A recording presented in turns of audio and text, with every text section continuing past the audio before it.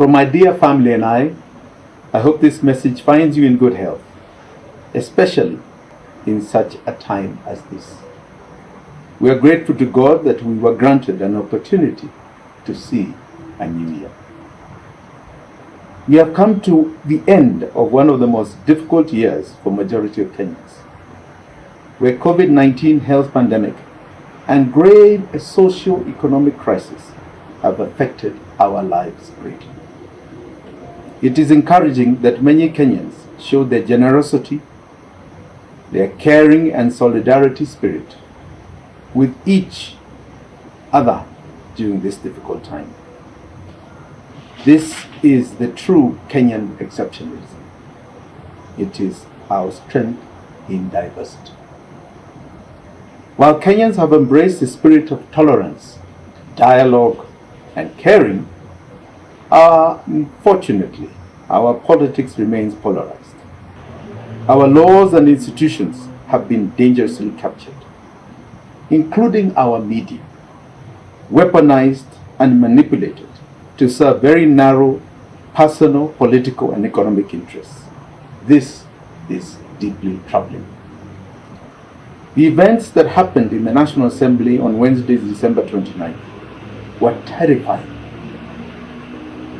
It signals not just democracy and aggression, but more importantly, the return of the rule by fiat.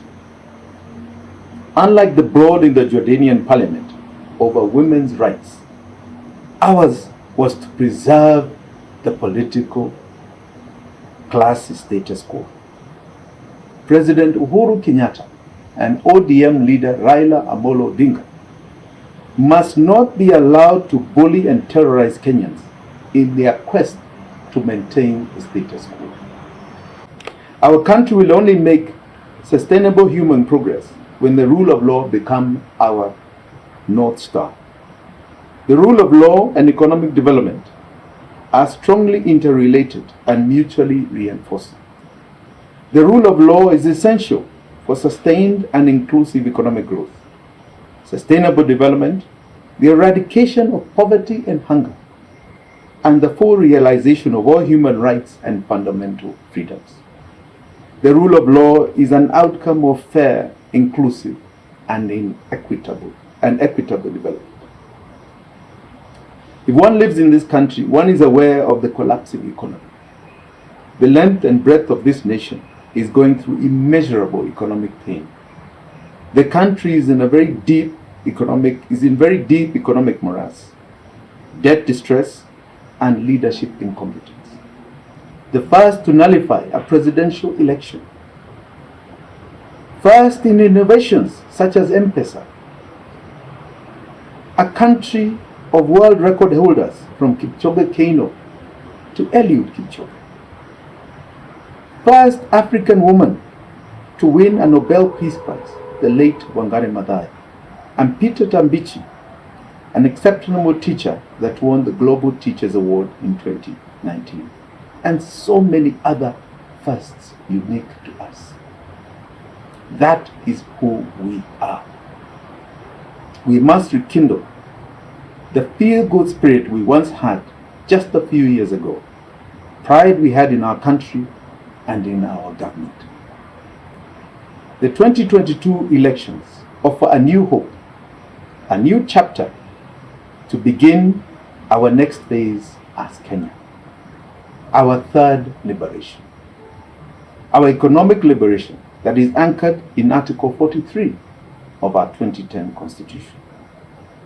It is hard to look at Kenya today and see or feel the greatness that is in Kenya and her people, but there are so many more good and better days for us ahead.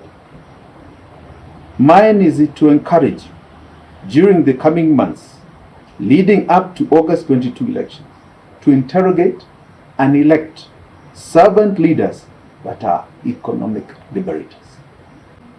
There is an untold story about us, one that guarantees every person the right to healthcare, including reproductive healthcare, access to adequate housing, reasonable standards of sanitation, a Kenya free from hunger, with access to adequate food of acceptable quality, access to clean and safe water in adequate quantities, and to social security and quality education. Imagine 60 years after independence, these basics have been a challenge. That is my promise to you when I become the 5th President of the Republic of Kenya. It is time to act. I wish you all a prosperous and healthy new year. God bless the Republic of Kenya.